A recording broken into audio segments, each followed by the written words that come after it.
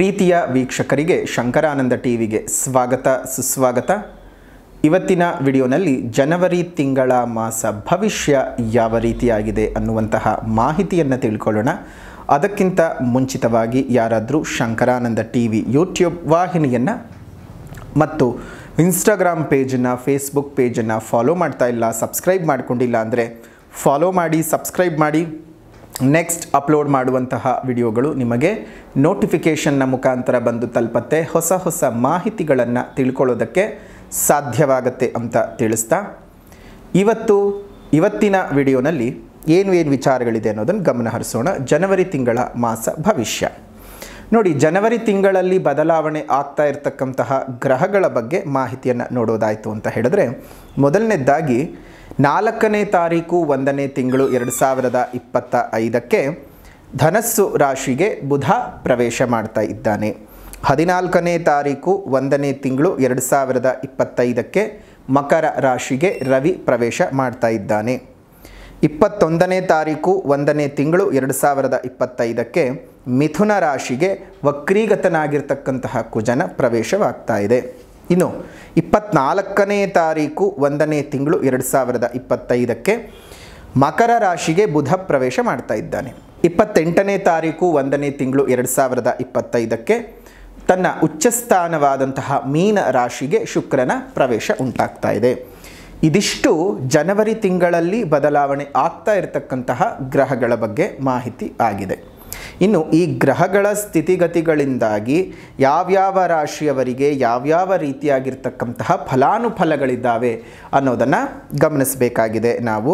ಜೊತೆಗೆ ಮಾಸ ವಿಶೇಷತೆ ಅಂತ ಬಂದ ಸಂದರ್ಭದಲ್ಲಿ ನಮಗೆ 14ನೇ ತಾರೀಕು ನೋಡಿ, 14ನೇ ತಾರೀಕು ವಿಶೇಷವಾಗಿ ಮಕರ ರಾಶಿಗೆ ರವಿಯು ಪ್ರವೇಶ ಮಾಡ್ತಾ ಇರುವುದರಿಂದ ಈ ಒಂದು ಕಾಲ ಏನಿದೆ ನಮ್ಮ ಒಂದು ಜೀವನದಲ್ಲೇ ಅತ್ಯಂತ ಶುಭದ ಕಾಲ. ಯಾಕಂದರೆ ದಕ್ಷಿಣಾಯನ ಕಳೆದು ಉತ್ತರಾಯಣ ಬರ್ತಕ್ಕಂತಹ ಪುಣ್ಯಕಾಲ. ಉತ್ತರಾಯಣದ ಪುಣ್ಯಕಾಲ ಅಂತ ಹೇಳಿದರೆ ವಿಶೇಷವಾದಂತಹ ಹಬ್ಬಗಳು, ಜೊತೆಗೆ ನಮ್ಮ ಜೀವನದ ತಮಸ್ಸುಗಳು ಕಳೆಯತಕ್ಕಂತಹ ಪುಣ್ಯಕಾಲ. ಮಕರ ರಾಶಿಗೆ ಸೂರ್ಯನ ಪ್ರವೇಶ, ಮಕರ ಸಂಕ್ರಮಣವಾಗುವಂತಹ ಮಕರ ಸಂಕ್ರಾಂತಿ ಅಂತ ಹೇಳಿ ಹಬ್ಬವನ್ನು ಆಚರಣೆ ಮಾಡುವಂತಹ ಪುಣ್ಯ ಕಾಲ ಈ 14ನೇ ತಾರೀಕು 1ನೇ ತಿಂಗಳು 2025ಕ್ಕೆ.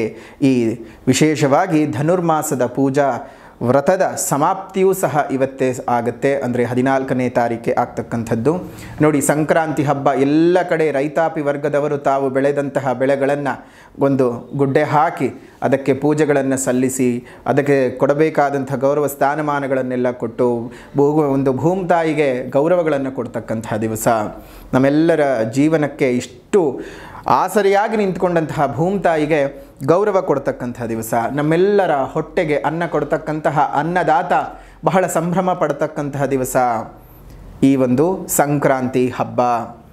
ರೈತ ಬೆಳೆದ ಎಲ್ಲ ಬೆಳೆಗಳಿಗೂ ಸಹ ಅವನಿಗೆ ಸಿಗಬೇಕಾದಂತಹ ಒಂದು ಸ್ಥಾನಮಾನಗಳು, ಸಿಗಬೇಕಾದಂತಹ ಬೆಲೆಗಳು ಸರಿಯಾಗಿ ಸಿಕ್ಕು ಈ ವರ್ಷನಾದರೂ ಅವನು ನೆಮ್ಮದಿಯಾಗಿರಬೇಕು ಅನ್ನೋದು ನಮ್ಮ ಮನಸ್ಸಿನ ಅಭಿಪ್ರಾಯ. ಮತ್ತು ದೇವಿಯಲ್ಲಿ ನಾವು ಸಹ ಅದೇ ರೀತಿಯಾಗಿ ಪ್ರಾರ್ಥನೆಯನ್ನು ಮಾಡ್ತೀವಿ ಮತ್ತು ಆಶೀರ್ವಾದವನ್ನು ಸಹ ಮಾಡ್ತೀವಿ. ಶುಭವಾಗಲಿ ತಮ್ಮೆಲ್ಲರಿಗೂ. ರೈತ ನಮ್ಮ ದೇಶದ ಬೆನ್ನೆಲುಬು. ಅವನ ಸುಖ ಸೌಖ್ಯದ ವೃದ್ಧಿ ನಮ್ಮೆಲ್ಲರಿಗೂ ಸಹ ಸೌಖ್ಯವನ್ನೇ ತಂದುಕೊಡುತ್ತೆ. ಅದರ ಜೊತೆಗೆ ನಾವು ಗಮನಿಸೋದಾಯಿತು ಅಂತ ಹೇಳಿದ್ರೆ, ನಮಗೆ ಈ ಒಂದು ವಿಶೇಷವಾಗಿ ಈ ಜನವರಿಯ ತಿಂಗಳಲ್ಲಿ ತುಂಬ ಅಂದರೆ ಮುಖ್ಯವಾಗಿರ್ತಕ್ಕಂಥದ್ದು ಈ ಸಂಕ್ರಾಂತಿ ಹಬ್ಬದ ಆಚರಣೆ. ಸಂಕ್ರಾಂತಿ ಹಬ್ಬದ ವಿಶೇಷವಾದಂತಹ ಒಂದು ಫಲಾನುಫಲಗಳನ್ನು ನಾವು ನೋಡ್ಕೊಳ್ಬೇಕಾಗ್ತದೆ. ಈ ಒಂದು ವಿಚಾರಗಳನ್ನು ನೋಡೋದಾಯಿತು ಅಂದರೆ ಈ ಸಂಕ್ರಾಂತಿ ಹಬ್ಬದಲ್ಲೇ ನೋಡಿ, ಎಳ್ಳು ಬೆಲ್ಲವನ್ನು ನಾವು ಎಲ್ರಿಗೂ ಕೊಡ್ತಕ್ಕಂಥದ್ದು. ಎಳ್ಳು ಬೆಲ್ಲ ತಿಂದು ಒಳ್ಳೆಯ ಮಾತನ್ನು ಆಡಬೇಕು ಅಂತ ಹೇಳ್ತಾರೆ.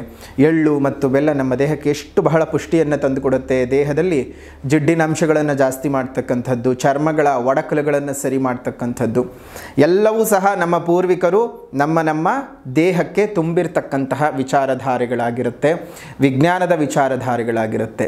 ಹಾಗಾಗಿ ಇಂತಹ ವಿಶೇಷವಾದಂತಹ ಸಂಕ್ರಾಂತಿ ಹಬ್ಬಕ್ಕೂ ಮುಂಚಿತವಾಗಿ ಅಂದರೆ 11ನೇ ತಾರೀಕು 1ನೇ ತಿಂಗಳು 2025 ಈ ಶನಿವಾರದ ಶನಿ ಪ್ರದೋಷದ ದಿವಸ ಹಲವು ರಾಶಿಗಳಿಗೆ ಇರ್ತಕ್ಕಂತಹ ಶನಿ ಪೀಡನೆಗಳ ದೂರ ಮಾಡೋದಕ್ಕೋಸ್ಕರವಾಗಿ ಶನಿ ಮಹಾಯಾಗವನ್ನು ಮಾಡ್ತಾ ಇದ್ದೇವೆ. ಆ ಶನಿ ಮಹಾಯಾಗದಲ್ಲಿ ತಾವೆಲ್ಲರೂ ಸಹ ಬಂದು ಭಾಗವಹಿಸಬಹುದು. ವಿಶೇಷವಾದಂತಹ ಶನಿದೇವರ ಕೃಪೆಗೆ ಪಾತ್ರರಾಗಬಹುದು ಅಂತ ಹೇಳ್ತಾ, ನೀವೇನಾದರೂ ಶನಿ ಯಾಗದಲ್ಲಿ ನಿಮ್ಮ ಹೆಸರನ್ನು ನೋಂದಾಯಿಸಿಕೊಳ್ಬೇಕು ಅಂತ ಅಂದುಕೊಂಡಿದ್ರೆ ಈಗಲೇ ಸಹ ನಿಮ್ಮ ಹೆಸರನ್ನು ನೋಂದಾಯಿಸಿಕೊಳ್ಳಬಹುದು. ವಿಶೇಷವಾಗಿ ಪೂಜೆಯ ನಂತರದಲ್ಲಿ ಶನಿಶಿಂಗಣಾಪುರ ಮತ್ತು ತಿರುನಲ್ಲಾರಿನಿಂದ ಪೂಜೆ ಮಾಡಿ ತರಿಸುವಂತಹ ಶನಿ ರಕ್ಷಾ ಕವಚವನ್ನು ಕೊಡ್ತೇವೆ. ಆ ಶನಿ ರಕ್ಷಾ ಕವಚವನ್ನು ಕೈಗೆ ಕಟ್ಕೊಳ್ಬೇಕು. ಅದೇ ರೀತಿಯಾಗಿ ಯಾಗದ ನಂತರದಲ್ಲಿ ಕೊಡುವಂತಹ ರಕ್ಷಾ ಪ್ರಸಾದವನ್ನು ನೀವು ಪ್ರತಿನಿತ್ಯ ಹಣೆಗೆ ಹಚ್ಕೊಳ್ತಾ ಬರಬೇಕು. ಅದರಿಂದ ಶನಿ ಕಾಟಗಳೇನಾದರೂ ಇದ್ದರೆ ದೂರ ಆಗುತ್ತೆ. ಇದೇ ಜನವರಿ 11ನೇ ತಾರೀಕು ಈ ಒಂದು ವಿಶೇಷವಾದಂಥ ಯಾಗ ನಡೀತಾ ಇದೆ. ಆ ಯಾಗದಲ್ಲಿ ನಿಮ್ಮ ಹೆಸರನ್ನು ನೋಂದಾಯಿಸ್ಕೊಳ್ಳಿ. ತಮ್ಮೆಲ್ಲರಿಗೂ ಸಹ ಶುಭವಾಗಲಿ, ಮಂಗಳವಾಗಲಿ. ಇನ್ನು ಈ ಗ್ರಹಗಳ ಸ್ಥಿತಿಗತಿಗಳ ಆಧಾರದ ಮೇಲೆ ಜನವರಿ ತಿಂಗಳಲ್ಲಿ ಮಿಥುನ ರಾಶಿಯವರಿಗೆ ಯಾವ ರೀತಿಯಾದಂತಹ ಫಲಾನುಫಲಗಳಿದೆ ಅನ್ನೋದನ್ನು ಗಮನಿಸೋಣ. ಮಿಥುನ ರಾಶಿಯವರಿಗೆ ಈ ಜನವರಿ ತಿಂಗಳಲ್ಲಿ ಕೆಲಸ ಕಾರ್ಯಗಳು ಬಹಳ ವಿಳಂಬವಾಗುತ್ತೆ.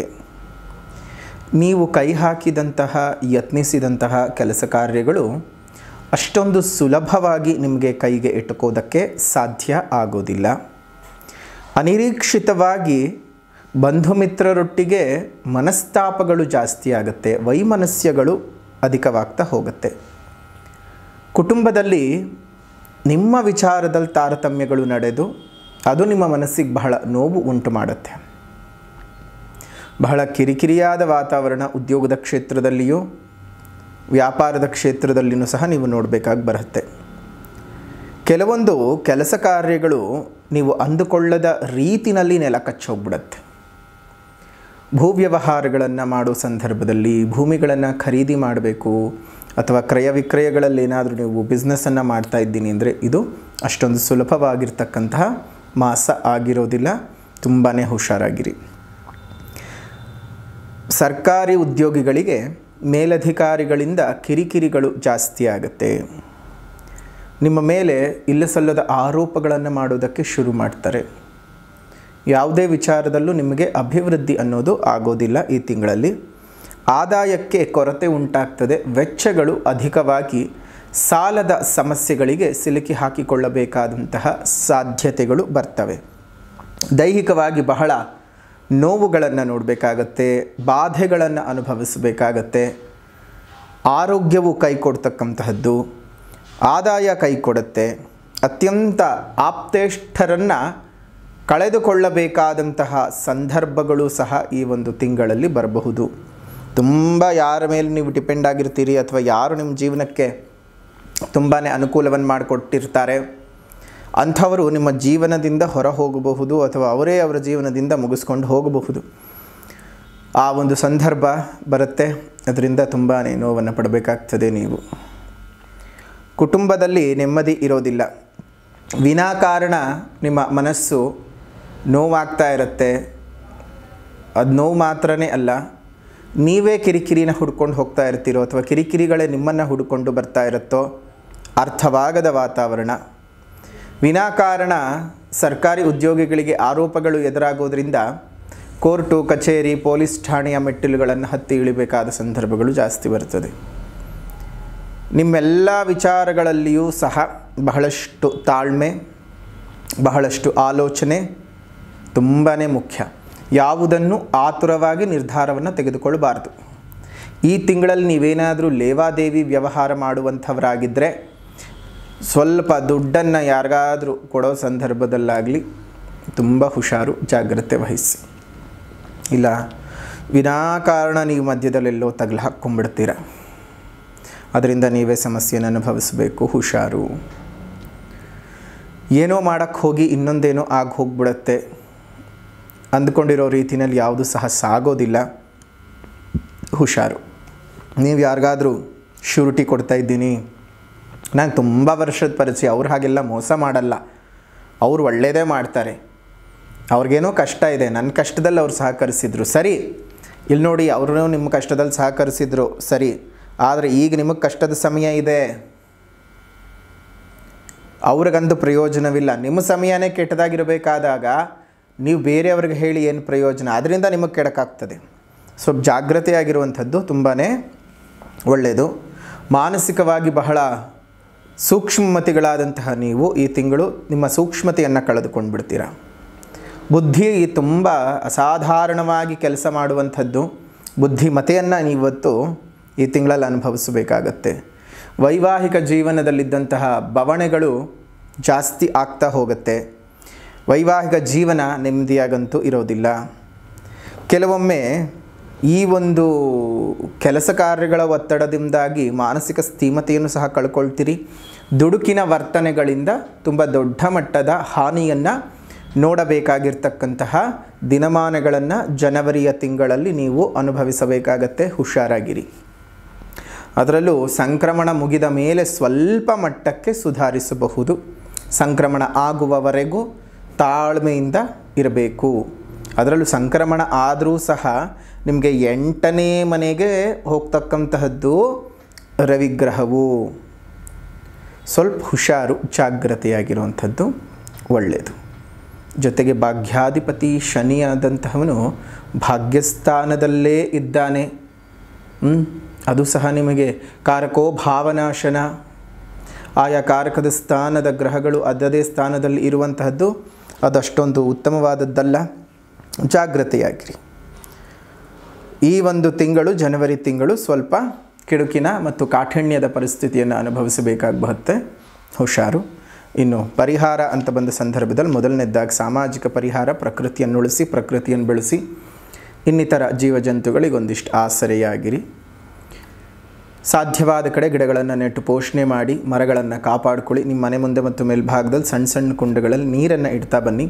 ಅದರಿಂದ ಅದೆಷ್ಟೋ ಜೀವಜಂತುಗಳಿಗೆ ನೀವು ಕೊಡ್ತಕ್ಕಂತಹ ಒಂದು ಹನಿ ನೀರು ಅವುಗಳ ಪ್ರಾಣವನ್ನು ಉಳಿಸ್ಕೊಳ್ಳೋದಕ್ಕೆ ಆಸರೆಯಾಗಿ ಕೆಲಸ ಮಾಡುತ್ತೆ. ಅದರಿಂದ ದೇವರೇ ನಿಮ್ಮನ್ನು ಮೆಚ್ಚಿ ಹರಸಿ ಹಾರೈಸ್ತಾನೆ. ದೇವರೇ ನಿಮಗೆ ಹಾರೈಸಿದ ಮೇಲೆ ಈ ಗ್ರಹಗಳ ಬಾಧೆಗಳಿಂದ ತಾನಾಗೇ ನೀವೇ ದೂರ ಆಗ್ತೀರ. ಯೋಚನೆ ಮಾಡಬೇಕಾಗಿಲ್ಲ.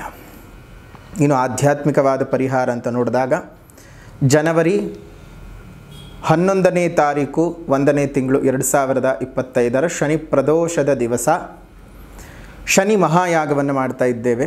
ಆ ಶನಿ ಮಹಾಯಾಗದಲ್ಲಿ ನಿಮ್ಮ ಹೆಸರಿನಲ್ಲಿ ಪೂಜೆಯನ್ನು ಮಾಡಿಸೋದಕ್ಕೆ ನೀವು ಸಹ ಮಾಡಿಸಬಹುದು. ಅದಕ್ಕೆ ಬೇಕಾದ ರೀತಿಯಲ್ಲಿ ಇನ್ಫಾರ್ಮೇಷನ್ಗಳನ್ನು ಇಲ್ಲೇ ಇರುವಂತಹ ಫೋನ್ ನಂಬರ್ಗೆ ಫೋನ್ ಮಾಡಿ ಡೀಟೇಲ್ಸ್ ಹೇಳ್ತಾರೆ. ಬುಕ್ ಮಾಡ್ಕೊಳ್ಳಿ. ನಿಮ್ಮ ಹೆಸರಿನಲ್ಲಿ ಶನಿಯಾಗದ ಒಂದು ಪೂಜೆಯನ್ನು, ಸಣ್ಣ ಪೂಜೆಯನ್ನು ಬುಕ್ ಮಾಡ್ಕೊಳ್ಳಿ. ನಿಮ್ಮ ಮನೆಗೇನೆ ಶನಿದೇವರ ಪ್ರಸಾದಗಳು ಬಂದು ತಲುಪತ್ತೆ. ಶನಿ ಮಹಾಯಾಗದ ರಕ್ಷಾ ಕವಚ ಅದನ್ನು ಕೈ ಕಟ್ಕೊಳ್ಬೇಕು. ರಕ್ಷೆ ಪ್ರಸಾದ ಅದನ್ನು ಹಣೆಗೆ ಹಚ್ಕೊಳ್ಬೇಕು. ಇದರಿಂದ ಪ್ರತಿನಿತ್ಯ ಸಹ ಏನಾಗುತ್ತೆ, ನಿಮಗೆ ಶನಿ ಕಾಟದಿಂದ ಏನಾದರೂ ಜಾತಕದಲ್ಲಿ, ಗೋಚಾರದಲ್ಲಿ, ದಶಾಭುಕ್ತಿಗಳಲ್ಲಿ ಏನಾದರೂ ಶನಿದಿಂದ ದೋಷದಿಂದ ಬಳಲ್ತಾ ಇದ್ದರೆ ಅದು ಸಹ ನಿವಾರಣೆ ಆಗ್ತದೆ. ಇನ್ನು ಮೃಗಶಿರ, ಆರಿದ್ರ, ಪುನರ್ವಸು ಈ ನಕ್ಷತ್ರಗಳಲ್ಲಿ ಹುಟ್ಟಿದಂತಹವರು ಮಿಥುನ ರಾಶಿ. ನೀವು ಏನು ಮಾಡಬೇಕು ಅಂತ ಹೇಳಿದ್ರೆ ಸುಬ್ರಹ್ಮಣ್ಯ ಭುಜಂಗಂ ಸ್ತೋತ್ರದ ಪಠಣವನ್ನು ಮಾಡಿ. ಸುಬ್ರಹ್ಮಣ್ಯ ಭುಜಂಗಂ ಸ್ತೋತ್ರದ ಪಠಣವನ್ನು ಮಾಡೋದರಿಂದ ಈ ತಿಂಗಳಲ್ಲಿ ಬರಬಹುದಾಗಿರ್ತಕ್ಕಂತಹ ಎಲ್ಲ ರೀತಿಯಾಗಿರುವಂತಹ ತೊಂದರೆ ತಾಪತ್ರಗಳಿಂದ ಒಂದಿಷ್ಟು ಪಾರಾಗಬಹುದು. ದೇವರ ಕೃಪಾಶೀರ್ವಾದ ಉಂಟಾಗತ್ತೆ. ಶುಭವಾಗಲಿ, ಮಂಗಳವಾಗಲಿ. ಇದಾಗಿತ್ತು ಮಿಥುನ ರಾಶಿಯವರ ಜನವರಿ ತಿಂಗಳ ಮಾಸ ಭವಿಷ್ಯ ಹೇಗಿದೆ ಅನ್ನುವಂತಹ ವಿಡಿಯೋ. ಮತ್ತೊಂದು ವಿಡಿಯೋನಲ್ಲಿ ಭೇಟಿ ಮಾಡೋಣ. ಅಲ್ಲಿವರೆಗೂ ನಮಸ್ಕಾರ. ಲೋಕಾ ಸಮಸ್ತ ಸುಖಿನೋ ಭವಂತು, ಸಕಲ ಸನ್ಮಂಗಳಾನಿ ಭವಂತು, ಸರ್ವೇ ಜನಾಃ ಸುಖಿನೋ ಭವಂತು, ಸಮಸ್ತ ಸನ್ಮಂಗಳಾನಿ ಭವಂತು.